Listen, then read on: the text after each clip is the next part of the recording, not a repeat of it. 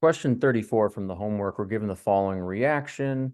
Got hydrogen sulfide, 2 moles of hydrogen sulfide gas react with sulfur dioxide to form 3 moles of solid sulfur and 2 moles of water in the gas phase. And then we're given these different prompts to figure out how they're going to influence this reaction at equilibrium.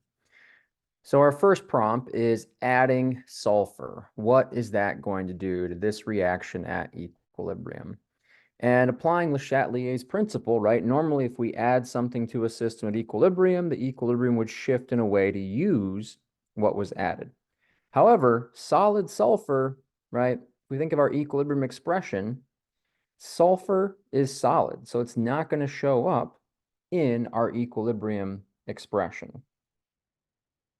Because it doesn't show up in our equilibrium expression as a solid, it's not going to show up in how we calculate equilibrium. And therefore, adding solid sulfur to this reaction at equilibrium will not move the equilibrium any direction or either direction, right? Because here's our expression.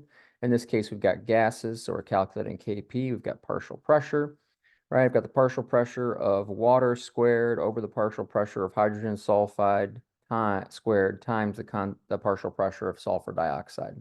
Sulfur doesn't show up in there anywhere. So adding sulfur is going to have no effect to this equilibrium. It's not going to move it to the left, not going to move it to the right, because it's a solid. All right, the other one that we could do while we're at it right here is adding nitrogen. And again, we could use the same reasoning. Nitrogen does not show up in the equilibrium expression, doesn't show up in how we calculate equilibrium. So adding nitrogen, again, would also have no effect to this reaction.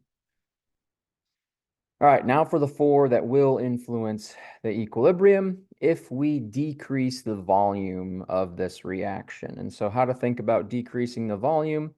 It's going to favor the side with fewer moles in the gas phase. Right, so I've got 3 moles on the reactant side, and I've got 2 moles. And again, we only pay attention to the gas. So I ignore the solid sulfur. So I've got 2 moles of water gas on the product side. So a decrease in volume is going to push the reaction to form more water. So the partial pressure of water would increase. We're going to push the equilibrium to the right. Now, if we lower temperature, to lower the temperature, we got to figure out, is this reaction exothermic or is this reaction endothermic? It happens to be endothermic, so heat is a reactant.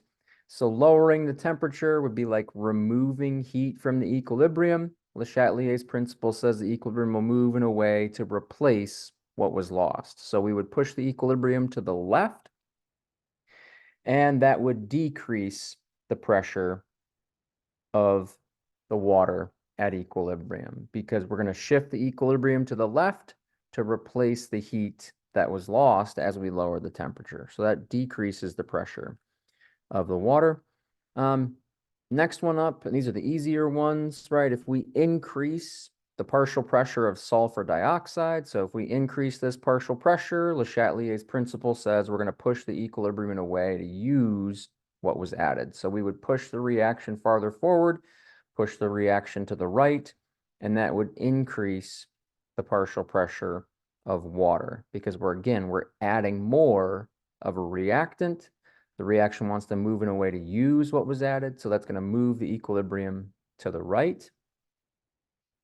And for the last one, when we decrease the partial pressure of the hydrogen sulfide, again, that's kind of like decreasing the temperature. We remove hydrogen sulfide from this reaction at equilibrium, right? Le Chatelier's principle says the equilibrium will shift in a way to replace what was lost. So we would shift the equilibrium to the left to replace this hydrogen sulfide.